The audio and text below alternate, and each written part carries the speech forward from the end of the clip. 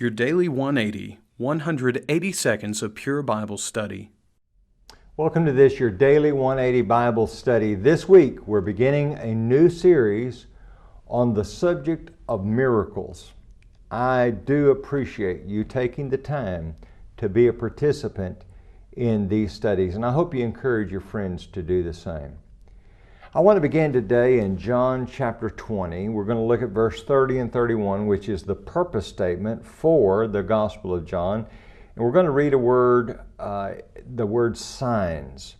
That is the word that's used in the Gospel of John for miracles.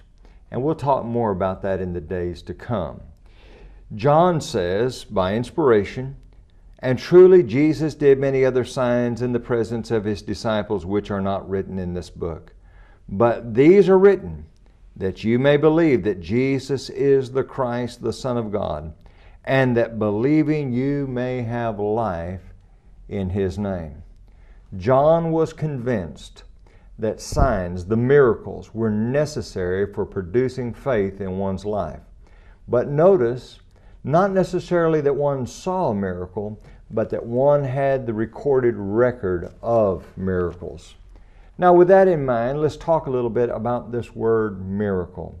It's kind of an elusive term, and because of that, it makes it very difficult for us to have a conversation about miracles. Because you see, the way that is used in common everyday language has really watered down the word. It's become a very cheap term. Let me explain to you what I mean.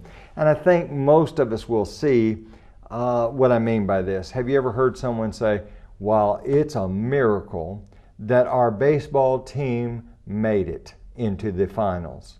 It's a miracle that this week I lost 1 pound. It's a miracle that I didn't get caught speeding." Well, that's really a cheap way to use those terms. And then we have people who talk about someone that's been maybe diagnosed with cancer, and they've gone through treatment for 3 years, and they've really struggled during those 3 years, and they say, "Boy, they're cancer-free. That is a miracle."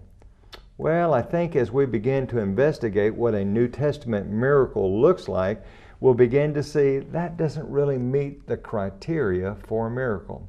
So here's what I want to ask you to do.